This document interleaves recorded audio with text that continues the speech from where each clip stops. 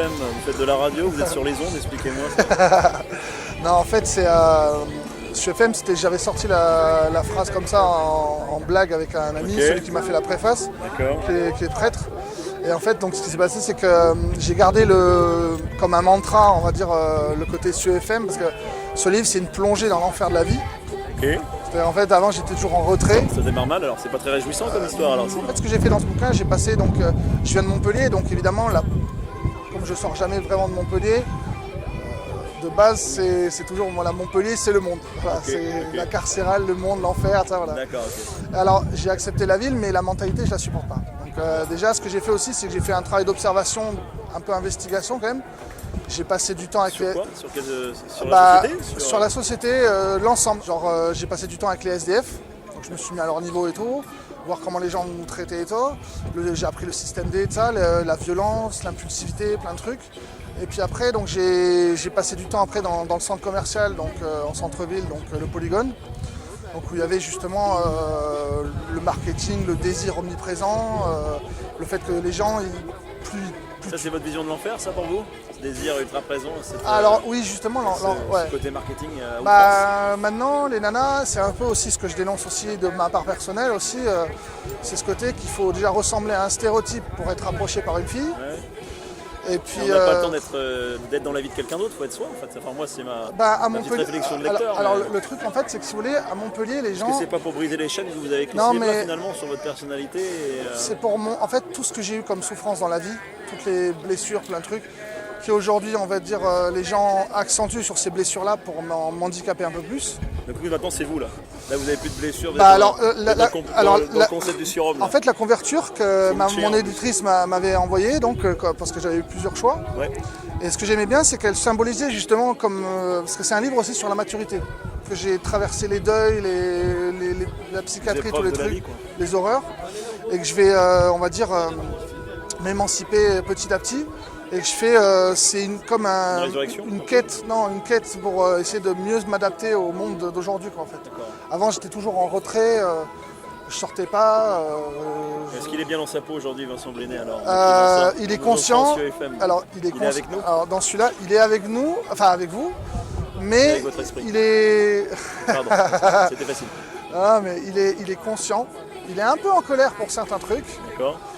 Il avance, il évolue. Mais les colères sont légitimes, c'est bien, et surtout si en plus vous prenez le temps de les écrire subtilement. J'ai pas encore parcouru, mais je vais. Après, il y a un côté très. Il y a beaucoup de punchline et d'humour assez sarcastique et trash. Il y a quelques textes après philosophiques et de ça, parce que mes textes d'ange, c'est un peu plus une écriture vers Anne Rice, Baudelaire. Dans les poètes. Voilà, des trucs comme ça, parce qu'avec mes trucs d'archange et tout, c'est plus. Voilà ce qu'a fait un peu de moi le personnage de l'archimandrite ténébreux, donc le cardinal. Eux, ils m'appelaient le cardinal orthodoxe parce que c'est un grade élogieux, parce qu'en noir. C'est pour ça que je voulais vous appeler mon père tout à l'heure. Exactement, parce qu'en fait, les gens. Pas encore cop ni. Non, alors par contre, à Montpellier, les gens ils pensent que je suis agent de sécu. Pas cop. Agent de sécu, d'accord. Ouais, parce qu'ils croient, parce qu'avec mes écouteurs, la chemise d'eau, ils pensent que je suis agent de sécu. Bon, après, des fois. Travail élève, après, par contre, la spiritualité. Hein, par contre, dans les boîtes, les gens ils m'appellent, ils me disent toujours, ouais, c'est où les chiottes? En fait, je me suis Monsieur Brand. Et elles sont où d'ailleurs ces chiottes? Monsieur Chiotte. Elles sont où? Merci beaucoup. Elles sont où les chiottes? Elles sont dans Énergie 12.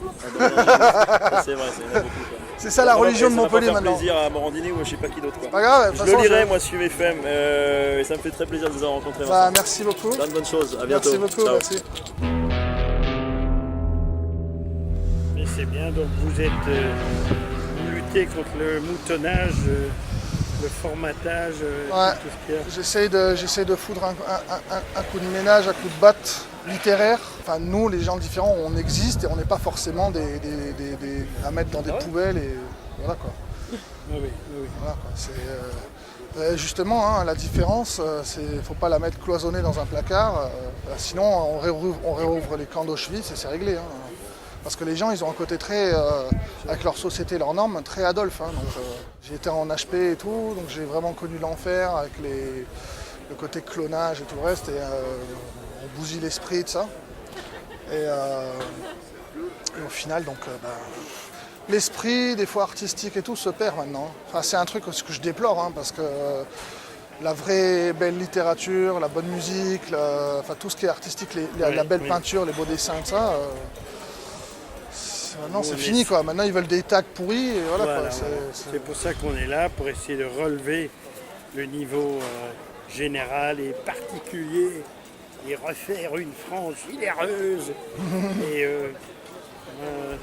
je suis vraiment heureux de vivre dans ce beau pays, mais chacun doit donner quelque chose de son talent. Voilà.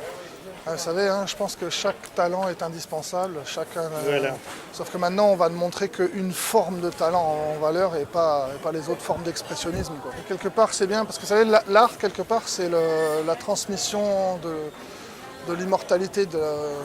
C'est l'immortalité, quoi, quelque part. C'est à travers l'art, on continuera de se souvenir comment les gens vivaient et tout, quoi. Je me mets à côté, comme ça c'est complet, comme ça. Vous permettez.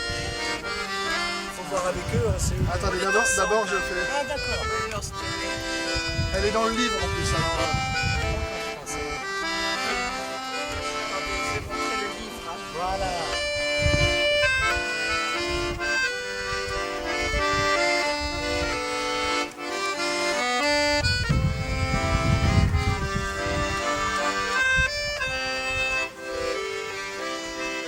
Ben voilà. Alors Mireille, on se retrouve... surprise de retrouver Vincent à Paris alors qu'habituellement on se voit toujours à Nice. Ouais. C'était pas du tout.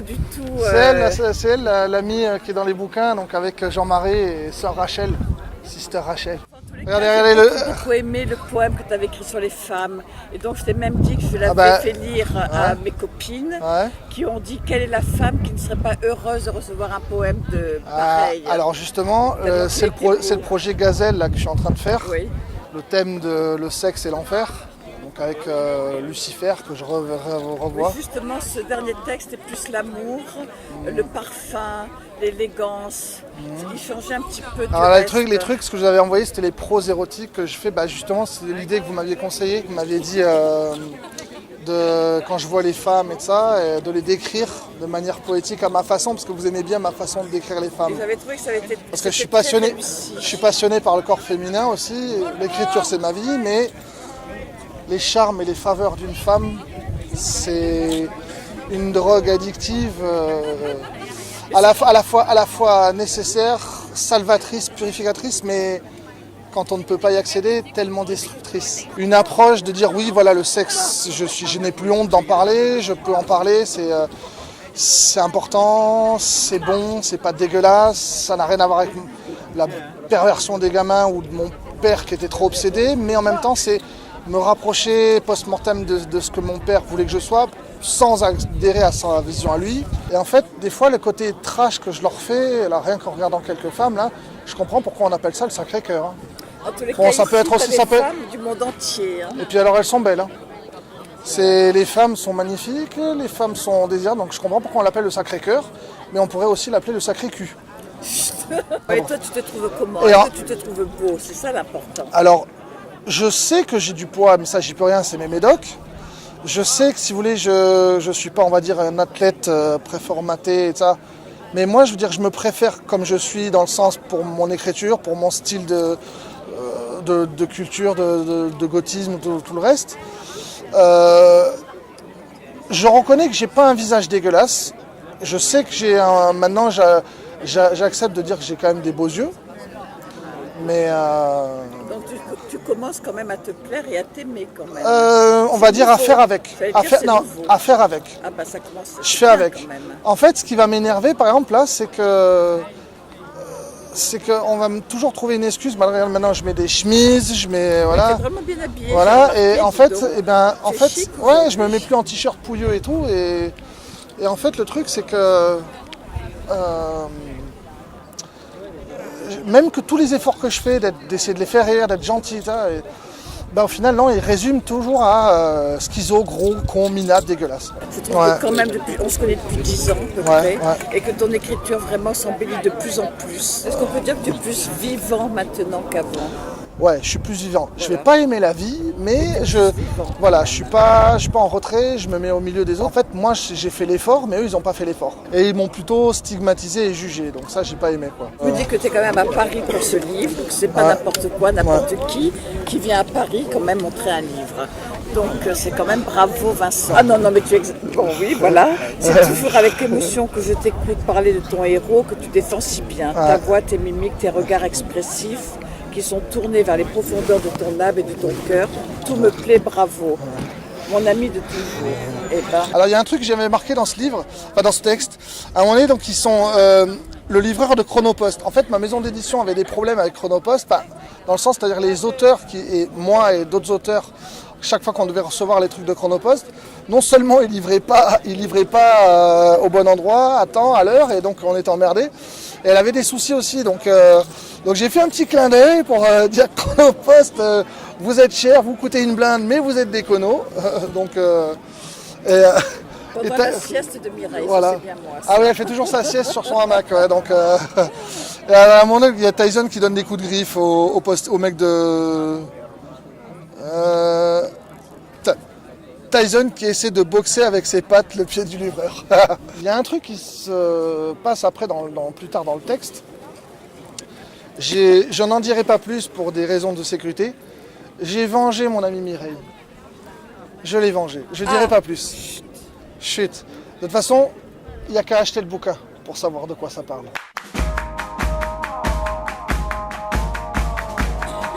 Si vous êtes curieux, si vous avez la curiosité vous démange la bite, ou autre chose,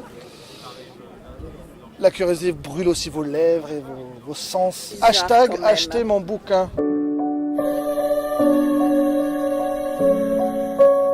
Son gazelle, c'est aussi le symbole des femmes et du ressenti que je peux ressentir. Elles sont belles, elles sont magnifiques, elles sont pures, elles sont douces. Gazelle de l'infidèle.